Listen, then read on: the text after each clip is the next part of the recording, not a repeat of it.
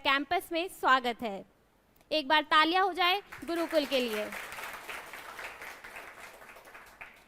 एक बार और तालियां हो जाए हमारे एमडी सर के लिए और हमारे senior faculties Praveen sir, Sumit sir, Tribhuvan sir और पूजा मैम के लिए। कार्यक्रम को आगे बढ़ाने से पहले मैं आपको गुरुकुल के बारे में कुछ बताना चाहती हूँ। गुरुकुल प्राचीन शिक्षा प्रणाली पर आधारित है, जहाँ गुरु के मार्गदर्शन में स्टूडेंट्स 24 घंटे रहते हैं। यहाँ शिक्षा के साथ डिसिप्लिन भी मेंटेन किया जाता है। बच्चों को डेली डायरी फिल करनी होती है और अपना रूटीन फॉलो करना होता है, जिसमें 13 घंटे का स्टडी प्लान शामिल है। गुरुकुल में बाकी इंस्टीट्यूट्स की तरह सिर्फ पढ़ाया नहीं जाता। यहाँ पर एक्टिव लर्निंग के माध्यम से स्टूडेंट्स के व्यक्तित्व का विकास किया जाता है, क्योंकि आईएएस व्यक्ति नहीं, व्यक्तित्व का इम्तिहान है, जैसा कि हमारे एमडी ओजांग सर कहते हैं। गुरुकुल ओजांग सर का एक विजन है, जिसके माध्यम से ओजांग सर राष्ट्र निर्माण के लिए योगदान देना चाहते हैं। ओजांग सर एनएलपी कोच हैं। उनका एक यूनिक अप्रोच है पढ़ाने का, जिसके माध्यम से आप लोग न केवल कॉन्सेप्ट्स को आसानी से समझ पाएंगे, बल्कि उन्हें लंबे समय तक याद रख पाएंगे। अब मैं अपने शब्दों को विराम देती हूं और ओजांग सर से रिक्वेस्ट करती हूं कि वो आएं और बच्चों को मार्गदर्शन दें। जोरदार तालियां हो जाएं ओजांग सर के लिए। कैसे आप लोग? चलिए शुरुआत करें। पक्का? मुझे इससे पहले कितने लोग सुन चुके हैं और मेरी डांट कितने लोग सुन चुके हैं? हाँ, जो मेरी क्लास में बैठने का एक पहला नियम है कि बिना पेन और पेपर के आप नहीं बैठेंगे। कितने लोग ऐसे हैं जो बिना पेन और पेपर के यहां बैठे हुए हैं? बिल्कुल। और ईमानदारी से बताएं, इनको कुछ पेपर्स मुहैया कराए जाएं, इनको दिए जाएं। समझ गया था मैं। ये बड़ा ज़रूरी होता है, क्योंकि जब हम कहीं जाते हैं, किसी गुरु को सुनते हैं, तो आप एक बहुत बड़ी चीज़ इन्वेस्ट करने जा रहे हैं। आपको पता है वो क्या है? समय। और ये एक ऐसी चीज़ है जिसको एक बार आपने इन्वेस्ट कर दिया तो आप दुनिया की सारी ताकत लगा दी, जिसको दोबारा खरीद नहीं सकते, कभी नहीं खरीद सकते। और आप यहां बैठे हैं, जम्मू कश्मीर में कोई बैठा है, कन्याकुमारी में कोई बैठा है और यूपीएससी की तैयारी कर रहा है। यही एक इकलौता रिसोर्स है जो आपके पास और उसके पास बराबर है। भाषा अलग हो सकती है, रंग रूप अलग हो सकता है, क्लाइमेट अलग हो सकता है, ज्योग्राफी अलग हो सकती है, ओरिएंटेशन अलग हो सकता है, बट अगर एक चीज समान है, वो क्या है? समय। तो अगर आप लोग गुरुकुल में आए हैं तो सबसे पहले जिस चीज की आपको सबसे पहले इज्जत करनी है, अपने गुरु से भी ज्यादा, वो है अपने समय की। क्योंकि जो समय की इज्जत कर पाएगा वही गुरु को ध्यान से सुन पाएगा, और जो अपने गुरु को ध्यान से सुन पाएगा वही गुरुकुल का हिस्सा बन पाएगा। कुल यानी परिवार, परंपरा। तो गुरु का परिवार है ये गुरुकुल। तो गुरु के परिवार में एक हिस्सा बनने के लिए पहली शर्त है पात्रता, जिसे कहते हैं एलिजिबिलिटी क्राइटेरिया। सुना हो ना ये शब्द कि आप एलिजिबल हो या नहीं हो? तो एलिजिबल वो होगा जो वास्तव में अपने समय की कदर करता है। और समय की कदर करने का क्या मतलब हुआ? How to respect your time. मूर्ति बना के फूल चढ़ाना। और क्या चीज है? समय की कदर कैसे करते हैं? How to respect your time. Pen नहीं लेकर आए थे? गुड। हाँ, तुम ज्यादा अच्छा बता पाओगे। मैं चाहता हूं कि मुझे डायरी दे दी जाए, जो हमारी गुरुकुल की डायरी है। हाँ जी। हर चीज़ का सर एक प्रॉपर टाइम होता है। अगर वो चीज़ उसी टाइम पर हो जाए ना, तो हम मान सकते हैं कि हमने टाइम का सही उपयोग किया है। अगर वो उससे दोबारा हम आगे पोस्टपोन करते जाएंगे तो शायद हम अपना टाइम ही खराब कर रहे हैं। अच्छा, आप में से कितने लोग इससे पहले कोई और बड़ा सपना देख चुके हैं? आईएएस से पहले, यूपीएससी से पहले, आईआईटी, नीट, सीए, कुछ भी, और आपको लगता है कि आपके पास सब कुछ होने के बावजूद आप उसको पूरा नहीं कर पाए? कौन, कितने लोग हैं यहाँ पे? इससे पहले किसी प्रतियोगी परीक्षा, कॉम्पिटिटिव एग्जाम की तैयारी, और आपको लग रहा है कि आपने ही खुद को हराया था, किसी और ने नहीं। आप दुनिया को बता सकते हो, आप दुनिया को सारी चीजें बता सकते हो, लेकिन आपको एक्चुअली में पता था कि आपको हराने वाला कौन था? आप स्वयं। और अगर कभी एनालिसिस करके देखना तो आप पाओगे उसका सबसे बड़ा कारण है कि आपने अपना टाइम मैनेज नहीं किया। अब जो मैं आपसे बात करने जा रहा हूं, ये गुरुकुल परिवार का, जो गुरुकुल हमारी परंपरा है, उसका सबसे बड़ा सेगमेंट है, और वो ये है, ठीक है। ये आपका सबसे, इस परिवार में आने के बाद सबसे जरूरी चीज आपकी ये रहेगी, क्योंकि ये जो टाइम है ये बहुत ही महत्वपूर्ण होता है। इसका विज्ञान बहुत इंपॉर्टेंट है। हम सभी को पता है कि ये रेत की तरह पिघल रहा है, ये हाथ से निकल रहा है, उसके बावजूद भी हम खुद को परिवर्तित नहीं कर पा रहे हैं। आप इतने बड़े हो चुके, आप अभी नर्सरी में होते, केजी में होते तो कुछ अलग बात थी। आपको कितनी बार पता है कि जब भी हम किसी को सुनने जाएं तो उसकी बातों को लिखें, उसकी बातों को समझें, घर जाकर रिवीजन करें, उसको अपनी लाइफ में उतारें, तभी तो हम सेमिनार में जाते हैं। और किस लिए सेमिनार में जाते हैं? हम क्यों किसी क्लास को ज्वाइन करते हैं? इसीलिए मैंने अभी तक देश का सबसे बड़ा ओरिएंटेशन क्लास को रखा है। ये हफ्तों चलेगी, ये लगातार चलेगी, क्योंकि मुझे पता है कि एक बार बोल देने और तुम्हारे एक बार सुन लेने से अगर कुछ बदल जाता तो ये उम्र चौथी और 5वें साल में थी, अब नहीं रह गई है। अब तो ये मिट्टी पक गई है, अब तो इसमें बहुत तपिश जिंदगी की आ चुकी है, तो हमारे इसको घाघ बोला जाता है, ठीक है। तो अब इसको रीशेप करने के लिए पहले पिघलाना पड़ेगा। जब कोई लोहा आकार ले लेता है और दोबारा आप कोई आकार देना चाहते हो कि यार ये अच्छा नहीं बना, तो आप उस लोहे को पीट के नहीं बना सकते। क्या करना पड़ेगा? उसे पिघलाना पड़ेगा। तो पिघलाने का नियम क्या है? पिघलाना, इसका मतलब आपको एक्स्ट्रा ताप देना पड़ेगा। यानी यहां का जो माहौल है, यहां का जो एटमॉस्फेयर है, ये वही है। आपको ताप मिलने जा रहा है। ये जो शेड्यूल यहां पर बनाया जा रहा है, जो आपको ये कहता है कि आपका जो रिसोर्स है 24 घंटे, गुरुकुल सिर्फ 24 घंटे का एक खेल है। हम प्रतिदिन की बात करते हैं, सुबह उठने से लेकर रात में सोने तक। ना हम कल की बात कर रहे हैं, ना हम परसों की बात कर रहे हैं। हमारी ट्रेनिंग ये एक दिन की है, आज का दिन, बस तुम्हें इस पे फोकस रखना है। 50 अभी तक इससे 2 पहले बच्चे बैच बन चुका है, ढेर सारी चीजों के साथ यहां आए। किसी को ओवर थिंकिंग की प्रॉब्लम, किसी को दोपहर में खा के सोने की प्रॉब्लम, कोई देर तक पढ़ नहीं पाता, कोई देर तक जग नहीं पाता, कोई जल्दी उठ नहीं पाता। अरे अगर 120 लोग, तो 120 दिमाग यहां आए थे। तो उन सबको पहले तपिश दी गई, पहले कहा बैठना है तुम्हें यहां पे। और जब ये चीज शुरू हुई तो धीरे धीरे वो पिघलने शुरू हुए। और जब पिघलता है, आपके अंदर से अगर अशुद्धि निकालनी है, अगर इंप्योरिटी निकालनी है, तो क्या होता है तरीका? उसको, एक सॉलिड चीज है, उसके अंदर कुछ इंप्योरिटी है और तुम्हें उसके अंदर से निकालना है। कैसे निकालोगे? उसको जब पिघलाओगे तब छाना जाता है। कभी अपने घरों में देखना, हमारी मदर इस बात को बहुत अच्छी तरह समझती हैं।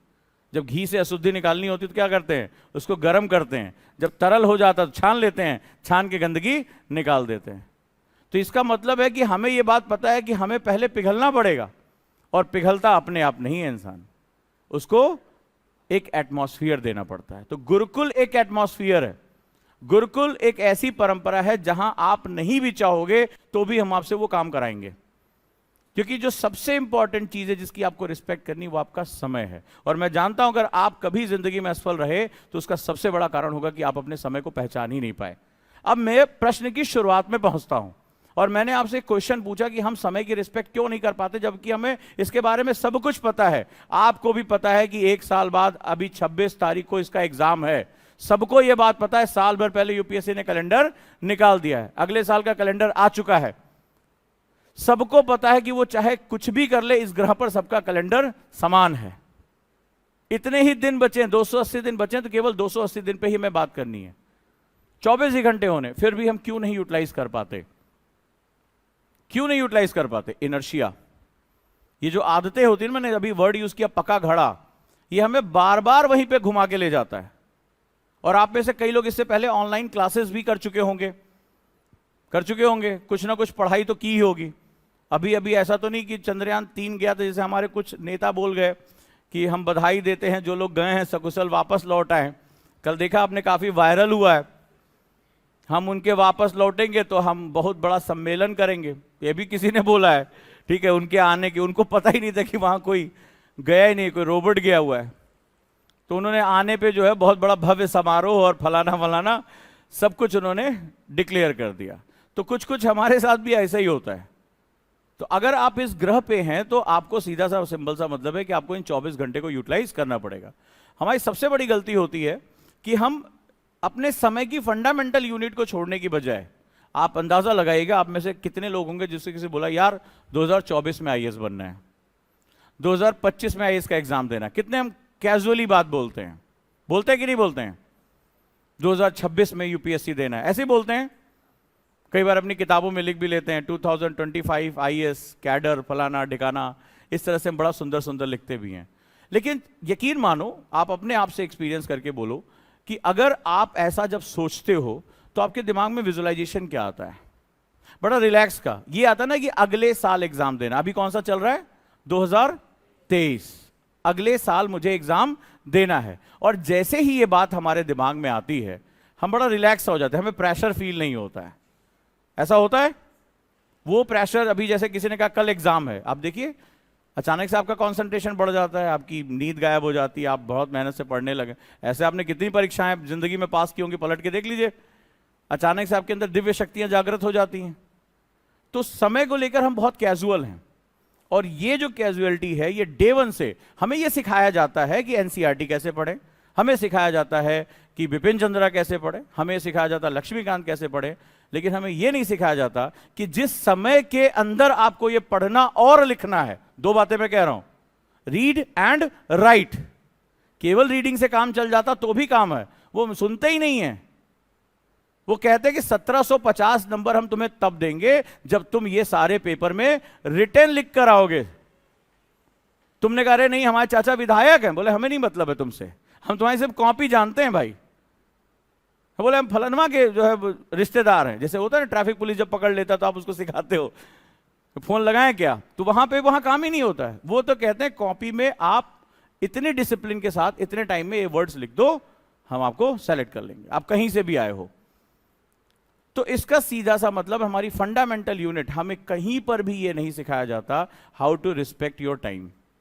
And I am declaring about the respect of the time. तो रिस्पेक्ट मतलब ये थोड़े ना एक रिस्पेक्ट होता है, जैसे हमारे कई नेताओं ने रिस्पेक्ट दिया चंद्रयान 3 को, आप भी उसी तरह से रिस्पेक्ट देने लगते हो कि अगले साल एग्जाम है ना, 1 तारीख होगी, और रेजोल्यूशन आजकल एक नया वर्ड निकला हुआ है, ठीक है, हम 1 तारीख को कसमें खाएंगे कि इस बार तो अब 4 महीना खूब मन लगा के पढ़ेंगे, और फिर वो 4 महीने बीत जाते हैं, फिर अगले साल के लिए कसमें खाई जाती है। वो यहां नहीं है। Gurukul is all about one day. Gurukul में हम सबसे पहले आपको ये चीज सिखाते हैं, जब आपको ये डायरी दी जाएगी तो हम आपको MIT सिखाएंगे, मोस्ट इंपॉर्टेंट टास्क। हम दिन पे भी नहीं, हम टास्क पे आ जाएंगे, यानी आज के दिन में किया जाने वाला सबसे महत्वपूर्ण काम, और हफ्तों आपको ये करना पड़ेगा, हफ्तों आपको ये काम करना पड़ेगा। तो हम आपको सबसे पहले यहां पर इस डायरी को अगर आपने देखा होगा, या अभी जो गुरुकुल के स्टूडेंट होंगे, इसमें कितने बच्चे हैं जो गुरुकुल में एनरोल्ड हैं? बहुत से लोग तो रक्षाबंधन मना के ही आएंगे, ठीक है, कसमें उसमें लेके आएंगे। अब उन्होंने बता दिया है कि 30 तारीख के बाद। ये क्लास में बहुत से बच्चे एनरोल्ड हैं जो आज अभी गायब हैं, ठीक है। तो इसमें जब देखोगे ये सबसे इंपॉर्टेंट सेगमेंट है, इसमें सबसे ऊपर लिखा है MIT, मोस्ट इंपॉर्टेंट टास्क। हम तुम्हें सिर्फ उस एक काम पे फोकस करके रखेंगे कि आपको इसी काम पर अपना पूरा हफ्ता निकालना है, तब जाकर आप ये चीज समझ पाओगे। क्या चीज में? ये तक दिया हुआ है कि आप एक दिन में कितने ग्लास पानी पियोगे, ये तक दिया हुआ है कि आप कितनी देर फोन पर बात कर रहे हो, अब कौन से दोस्तों से बात कर रहे हो, टाइम किलर्स आपके क्या हैं। इसमें यह तक दिया हुआ है कि 6 मॉर्निंग रिचुअल्स आपको फॉलो करने ही करने। ऐसा क्यों है? ऐसा इसलिए है क्योंकि समय के बारे में हमने सुना तो बहुत कुछ है, लेकिन समय को यूटिलाइज करना हमें नहीं आता है। उसका सबसे बड़ा कारण है हमारा दिमाग प्रोक्रेस्टिनेशन करता है। यह आदत हमें बचपन से पड़ चुकी है। बचपन से टाल मटोल करने की आदत हमारी जिंदगी का एक बड़ा इंपॉर्टेंट हिस्सा है। 5 मिनट बात कर लेते हैं, कल सुबह पक्का सुबह उठ के जरूर पढ़ना शुरू कर देंगे। कितनी बार आपने कसमें खाई हैं? आज वेब सीरीज देख लेते हैं, एक एपिसोड और देख लेते हैं, फिर उठेंगे। चैट, इसका जवाब देना जरूरी है। पढ़ते पढ़ते अचानक से याद आया वो फोटो जो अपलोड की थी उस पर कितने लाइक्स आ गए। अब ऐसा थोड़ा नहीं होता कि फोटो के लाइक्स देख के वापस आ जाते, वहीं रह जाते हो। किसी ने कुछ उठ पटांग कमेंट कर दिया, तुम्हारी फोटो में तुम्हारा मुंह टेढ़ा आ रहा है। अब तुम्हें तो तुम्हारा ये मतलब एक संवैधानिक कर्तव्य हो गया, तुम्हारा ये फंडामेंटल तुम्हारा जो है ड्यूटी हो गई, अब तुम्हें उसका जवाब देना है। तू देख अपना मुंह, फिर उधर से कोई जवाब आया, अरे हो गई पढ़ाई वढ़ाई गई भाड़ में। हम पहले अपने कमेंट्स को हम जो है डील कर, ऐसे ही होता है। इसीलिए सोशल मीडिया बहुत खतरनाक हो जाता है।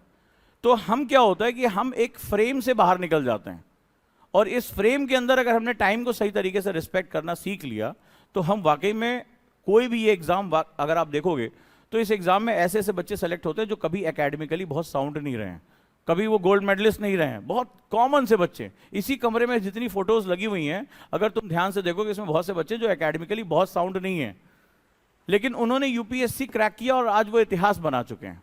वो ऐसा क्यों कर रहे हैं? ऐसा इसलिए हो पा रहा है क्योंकि उन्हें समय की कीमत या तो गलतियां करके पता चली हैं या वो पहले बार सीखे हैं। तो हम जब समय के रिस्पेक्ट की बात करते हैं तो समय का रिस्पेक्ट कैसे किया जाता है? बहुत बड़ा साइंस है, पूरा आध्यात्म का विज्ञान। तुम जाकर चाहे वेस्टर्न फिलोसफर्स देख लो, चाहे इंडियन ओशो से लेकर किसी के पास चले जाओ, ठीक है, सब ने इसी विज्ञान पर सबसे ज्यादा बात किया। और तुम आज जाके पूरा यूट्यूब सर्च कर मारो, तुम्हें दिखाई पड़ेगा कि समय को कैसे जिया जाता है, इसी पर पूरी मोटिवेशन और पूरी आध्यात्मिक इंडस्ट्री इसी के ऊपर टिकी पड़ी है। पूरा आध्यात्मिक समाज इसी पर टिका हुआ है कि तुम समय को कैसे जी लो। क्योंकि जो अपने समय को जी गया वो संसार में इतिहास लिख के चला गया। जिन लोगों ने इतिहास लिखा उन्होंने अपने समय से लड़ाई की, उन्होंने अपने समय में अपना बेस्ट परफॉर्म किया, उन्होंने दुनिया को दिखा दिया। जो लोग भी विजेता रहे वो कोई बहुत ज्यादा उनके अंदर कोई एक्स्ट्रा एबिलिटीज नहीं थी। चाहे दुनिया में किसी भी व्यक्ति को उठा लो, बिल्कुल हमारी तरह दिखते थे, वो दूसरे ग्रह से नहीं आए थे, बट वो जानते थे कि वो क्या कर रहे हैं, वो जानते थे वो क्या कर रहे हैं। इसी को आध्यात्म में ओशो लिखते हैं होश में रहना।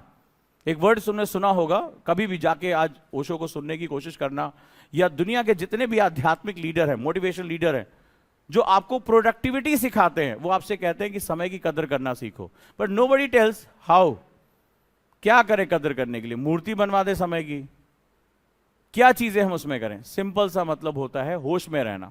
अब होश में रहना, आप कहेंगे क्या मैं बेहोश हूं? तो ओशो खुद कहते हैं कि हाँ आप बेहोश हैं। आप जब खाना खा रहे थे तो आपका दिमाग कुछ और सोच रहा था। अब आप बताएं, जब आप पढ़ने बैठते हैं तो पढ़ने, अभी मुझे कितने लोग सुन रहे हैं और उनका दिमाग कहीं और है, उनकी आंखों की पुतलियां बता रही को मुझे नहीं सुन पा रहे हैं। मैं एनएलपी ट्रेनर हूं, मैं आपकी बॉडी लैंग्वेज एक्सपर्ट हूं, आप मुझे देख रहे हो लेकिन आपका दिमाग कुछ और देख रहा है। मेरे कई शब्दों के साथ आप इस समय कहीं और पहुंच चुके हैं। मन की गति के ऊपर तो बहुत कुछ लिखा गया है, स्वामी विवेकानंद ने तो 20 वर्षों तक इसी पे साधना की थी। तो होश में रहने का मतलब होता है यहीं रहना, यहीं रहना। अब यहीं रहना मतलब शरीर तो यहीं है, शरीर यहीं है, इसको तुमने फ्री छोड़ रखा है। मुझे ईमानदारी से बताओ, ईमानदारी से आज दिल पे हाथ रख के, इस क्लास में कोई इतनी देर में कोई ऐसा व्यक्ति है, सारे हैं वैसे यहाँ पे, सबकी आंखें बताए, कितनी बार तुम्हारा दिमाग मेरी बातों से हट के इधर से उधर गया? कितनी पिक्चर्स इकट्ठा की तुमने इतनी देर में? ईमानदारी से बताना। सुनते सुनते तुम कहां पहुंचे? ईमानदारी से मुझे बता दो। हाँ सर हुआ, एक बार भटका, 2 बार भटका, 3 बार। आप मेरी बातों को सुनते सुनते कहीं और पहुंच गए। हुआ कि नहीं हुआ? हाँ या ना? हुआ? हाँ या ना? नहीं हुआ? हुआ। कैसे पता चला मुझे? अचानक से आपके कोहनी के आगे का मूवमेंट रुक गया। आपकी बॉडी बता रही थी कि आप यहां नहीं हैं, आप यहां नहीं, आपके चेहरे पे भाव आ रहे थे और आप यहां नहीं थे। अब मेरे बारे में एक छोटी सी बात करो, आपको भी लेक्चर प्लान दिया जाएगा पूरे गुरुकुल का। 800 से ज्यादा घंटे आपको यहां बिताने हैं। मेंटरशिप मिला लोगे तो 1200 से ज्यादा घंटे हो जाएंगे। अब तुम्हारी सफलता और असफलता के बीच में अंतर आज मैं 5 मिनट में प्रूव कर देता हूं। तुम्हारे जीवन से अगर मैं 1200 घंटे निकाल देता हूं, 1 साल बाद तुम्हें एग्जाम देना है और तुम 1200 घंटे बेहोशी में बीत गए तुम्हारे, और आज तो तुम पहली बार आए हो, किसी इंटरेस्ट के साथ आए होगे, कैंपस देखा होगा। सोचो ऐसे बहुत से सब्जेक्ट आएंगे जिसमें तुम्हारा इंटरेस्ट नहीं होगा। तुम साइंस साइड से हो, हिस्ट्री के सब्जेक्ट तुम्हारा इंटरेस्ट नहीं आएगा। हिस्ट्री से हो, साइंस पढ़ना पड़ेगा, तुम्हारा इंटरेस्ट नहीं आएगा। उस दौरान तुम्हारी बेहोशी का आलम क्या होगा? आज तुम अपनी इच्छा से आए हो, कई बार बिना इच्छा के क्लासेस में बैठनी पड़ेगी, तुम्हारी बेहोशी का स्तर क्या होगा अंदाजा लगाओ। और तुम टोटल कैलकुलेशन से 1200 घंटे निकाल दो। 1200 घंटे तुम निकाल दो और मुझे बताओ सक्सेस के लिए तुम्हारे पास क्या बचा। और 1200 घंटे बेहोशी के तुमने निकाले, क्या तुम सक्सेस हो जाओगे? हमें ये तो सिखाया जाता है कि देखिए फलाना टीचर है, हिस्ट्री पढ़ाएंगे, ये उजांग सर है, फलाना ये पढ़ाएंगे। इन्हें ना एग्जाम देना है और ना इन्हें वो प्रेशर डील करना है। हम बिल्कुल इस इंडस्ट्री को उल्टा करके देखते हैं। हम पूरे कोचिंग इंडस्ट्री को उल्टा, हाँ कौन सा टीचर पढ़ाएंगे, बच्चा कैसे पूछता, उसकी ट्रेनिंग ऐसे हुई है। कभी ये पूछा गया कि तुम उसको पढ़ने योग्य हो कि नहीं हो, तुम्हारा दिमाग कहां है? अच्छा 10 बड़े टीचर है, बहुत बढ़िया बात है, बहुत अच्छी बात है। तो तुम क्या एक्सपेक्टेशन कर रहे हो कि तुमने फीस दी है, अब मास्टर साहब से बोलो मास्टर साहब ऐसा है, देखिए आईएएस हमें बनना है, एग्जाम आप दे दें। ऐसी कोई सुविधा है उपलब्ध? मुझे लग रहा है तुम लोग को कोई ऐसा ज्ञान है जिसमें तुम लोग ये बता सकते हो कि सर जी एग्जाम जाके देंगे, मैम को हिस्ट्री बहुत अच्छी आती है, आपके बिहाफ पर वो पेपर देंगे, इकोनॉमिक्स अच्छी आती है, पॉलिटी अच्छी आती है, ये लोग आपकी जगह पेपर देंगे। ऐसा ही है ना? कुछ ऐसा ही है, 100% ऐसा है। तुमने कभी ये क्यों नहीं पूछा किसी जगह पे जाके कि सर मेरी काउंसलिंग करिए और जानिए कि मैं अभी कहां हूं, और जब मैं अभी कहां हूं तो it is not about how much marks I gained, it's all about where is my mind is stabling. क्योंकि हम नई चीजें सीखने आए, एग्जाम तो पुरानी पढ़ी गई चीजों पे लिया जाता है ना। तो जो तुम 12वीं तक ग्रेजुएशन तक पढ़कर आ गए हो उस पर एग्जाम लिया जाएगा, और तुम्हें एग्जाम देना है जिसके लिए तुम प्रिपरेशन करने आए हो। तो सवाल यह कि वो जो चीज है वो उसका एग्जाम मैं ले नहीं सकता, उसके लिए तुम्हारा एप्टीट्यूड, तुम्हारा जो पर्सनैलिटी है उसके बारे में हम बात करेंगे, उसके बारे में हम देखेंगे। अब अगर तुम सीखने योग्य नहीं हो और तुमसे बड़ी बड़ी बातें हो रही हैं, भारत की आजादी के बारे में मैम ने बात कर दी, कला संस्कृति के बारे में बात कर दी, संविधान निर्माण के बारे में बात कर दी, और तुम्हारा दिमाग घूम रहा है, तुम्हारे दिमाग में तो डोपामाइन घूम रहा है। क्या हुआ यार, मैसेज नहीं आया अभी तक, क्या हुआ, खाना नहीं खाया उसने, हम खाएं कि ना खाएं, तुम्हारे दिमाग में तो ये सारी चीजें घूम रही हैं। तुम्हारे दिमाग में घूम रहा है पता नहीं मेरे दोस्त पबजी ना खेल रहे हो, हम ना छूट जाएं। तो अब तुम्हारे सामने ये चैलेंज आ गया, तुम्हारा जो काउंसलिंग नहीं हुई, और तुम ये सोच रहे थे कि हम फलानवा एकेडमी पे आ गए जिसका ऐड हमने बहुत देखा है तो हमारा सिलेक्शन पक्का है। मोस्टली मैं बता रहा हूं 99% बच्चे इसी मूड के साथ आते हैं, जबकि ये गलत है, ये इंडिविजुअल लड़ाई है तुम्हारी। इसीलिए जब तुम गुरुकुल में आगे बढ़ोगे सबसे पहले साइकोमेट्रिक टेस्ट होगा। तुम कौन हो, तुम्हारी कुंडली निकाली जाएगी, उसमें तुमसे पूछा जाएगा तुम्हारी लाइफ का पेन क्या है, तुम्हारे ट्रिगर्स क्या है, तुमसे इंडिविजुअल बात होगी, क्योंकि एक एक आदमी की डिजाइन अलग होती है। यहां पर बैठे हुए इनकी प्रॉब्लम अलग है और इनकी प्रॉब्लम अलग है, तो जब तक हम सबको बराबरी पे लेके नहीं आएंगे तब तक हम ये सफर पूरा नहीं कर सकते। मुझे कितनी नॉलेज है इससे तुम्हें कोई लेना देना नहीं है, तुम उस दिन प्रेशर में कितनी नॉलेज डिलीवर कर पा रहे हो ये बहुत मैटर करता है, और हम इसके बारे में बात नहीं करते। कितनी फोटो आपने दिखा दी है, कितने सिलेक्शन है, तुम कहां हो पहले यहां से तो शुरुआत करो। और शुरुआत में जो सबसे इंपॉर्टेंट कॉन्सेप्ट, जब तुम शुरुआत में आओगे तो गुरुकुल में तुम्हें उलझन होगी, बिकॉज यार सब्जेक्ट की डेप्थ में नहीं जा रहे हैं हम। सबसे पहले तुम्हारी पर्सनालिटी पे काम करेंगे, तुम कितने ग्लास पानी पी रहे हो। तुम, कई बच्चों ने कहा कि इससे क्या लेना देना कि हम कितने ग्लास पानी पी रहे हैं, हम साइंस बताते हैं कि इसके तुम्हें क्या होगा 3 महीने बाद, और 1 महीने बाद बच्चा के एक्सेप्ट करता है हाँ वही हो रहा है हमारे साथ।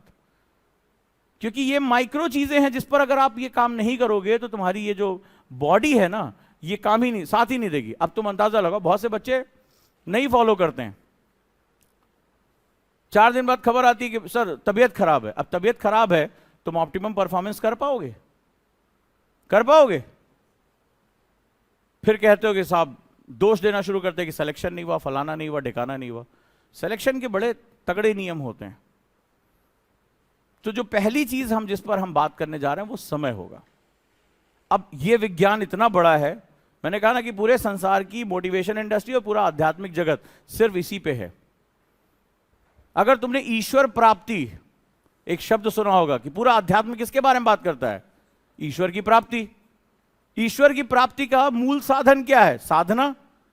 आप एकाग्रता साधना करते हैं, साधना का मूल तत्व क्या है? ध्यान। और ध्यान का मूल तत्व क्या है? ध्यानम निर्विशयस्य मनः, मन का विषय रहित हो जाना ध्यान है। और मन विषय रहित यानी मैं ये सोच रहा हूं कि मैं नहीं सोच रहा हूं, तो मैं सोच ही तो रहा हूं कि मैं नहीं सोच रहा हूं, यही तो है। मैं ये सोच रहा हूं कि मैं नहीं सोच रहा हूं, तो मैं क्या सोच रहा हूं कि मैं नहीं सोच रहा हूं, यही तो सोच रहा हूं, नहीं समझे? यही है ध्यानम निर्विषयस्य मनः, यानी मन किसी विषय से हट जाए जब, तो वो ध्यान की अवस्था होती है। और आंख बंद करके ये सोचना कि मैं ध्यान लगा रहा हूं, तो मैं ध्यान के विषय में सोच रहा हूं, मैं ध्यान नहीं लगा रहा हूं। हर समय मन भागता रहता है। पूरा आध्यात्म इसी एक बिंदु पर टिका हुआ है। तो जब आप कभी भी किसी भी महापुरुष को पढ़ोगे, चाहे स्वामी विवेकानंद हो गए, कोई भी महापुरुष है, वो कहते हैं कि मन कब स्थिर होगा? मन तो चंचल है। ध्यान किसे कहेंगे? कहेंगे ध्यान इसी क्षण में है। ध्यान इसी क्षण में है। यहीं पर है, यहीं पर है। समय तो लगातार चलता रहता है। अभी जो वर्तमान है ये पास्ट हो गया। अभी जो मैंने बोला था वो क्या है? वर्तमान नहीं है, वो अतीत है। और जो होगा वो भविष्य है। भविष्य वर्तमान हुआ, वर्तमान पास्ट हो गया। यानी ये लगातार चल रहा है। तो हम किसी एक जगह रुक नहीं सकते। पूरे संसार का आध्यात्म इसी बिंदु पर टिका हुआ है, सिर्फ इसी बिंदु पे। इसका मतलब है कि अगर आपको एनलाइटमेंट पाना है, बुद्ध को पढ़े आप, तो एनलाइटमेंट का कॉन्सेप्ट क्या था? जो बुद्धत्व है वो क्या है? स्वयं को जानने के लिए तुम्हें मन की गति को समझना पड़ेगा, पूरा अध्ययन। तो मन की गति कुछ और नहीं है, समय की गति है। जो समय में यहीं ठहर गया वही इसके साथ है। अब ज्यादातर तुम देखना, कभी अपने बारे में सोचना, मैं ये बातें क्यों कर रहा हूं, क्योंकि कई स्टूडेंट की काउंसलिंग करने के बाद मुझे उसकी कमी पता चली। 99% टाइम हम या तो पास्ट में होते हैं या फ्यूचर में होते हैं। तुम्हारे दिमाग भटकने का सबसे बड़ा, तुमने किताब खोली, कोई बात हुई, अचानक से तुम्हें भविष्य याद आने लगेगा। यार कैसा लगेगा उस गाड़ी से उतर के, आगे कलेक्टर लिखा होगा। रील्स जो तुमने देखी, आजकल रील्स पे बहुत लोग पढ़ाई कर रहे हैं, रील्स पे बहुत IAS बन रहे हैं, वो कलेक्टर बन के कैसा लगेगा। फिर अचानक से कलेक्टर की बात आ गई तो गांव वाले कलेक्टर के बाबूजी जहां जिस ऑफिस में गए थे वहां की याद आ जाएगी, पास्ट में कोई घटना हुई थी। फिर वहां से तुम्हारे मन में गुस्सा आएगा, बदला लेंगे। अब देखो कहानी कैसे चल रही है, अभी चल रही होगी तुम्हारे दिमाग में, ये सब चल रहा होगा। तुम्हारा मन अस्थिर है, तुम्हें कहीं रुकने नहीं दे रहा है, कहीं रुकने नहीं दे रहा है। तो इसीलिए क्या कर रहे हो? भाग रहे हो। तो गुरुकुल में हमने इस बात को समझ लिया। तो गुरुकुल में हमने 2 काम कर दिया। मान लो जैसे इस कमरे में बहुत सी जगह है और मैं तुमसे कहूं भागो, तो तुम क्या करोगे? भागोगे। मन को कैसे नियंत्रित करते हैं? मन और समय, ये साइंस लिख लो। अब देखो तुम लोग क्या कर रहे हो, नहीं लिख रहे हो। ये तुम्हारे अंदर की नशिया, सबसे ज्यादा डांट इसी बात के लिए पड़ेगी, क्योंकि गुरुकुल बहुत वैज्ञानिक अवधारणाओं पे बनाया गया है। क्या कारण है कि आज 2-2 महीने, 2.5-2.5 महीने के अंदर गुरुकुल के जो बच्चों ने 2-2 कॉपियां भर डाली आंसर राइटिंग की? ऐसा नहीं था। इससे पहले उसमें से ऐसे बहुत से लोग थे जिन्होंने जिंदगी में एक आंसर नहीं लिखा था, एक आंसर नहीं लिखा था, और आज उन्होंने मोटी मोटी कॉपियां भर डाली हैं। वो परिवर्तन करने के लिए हमने कुछ वैज्ञानिक नियम बनाए थे।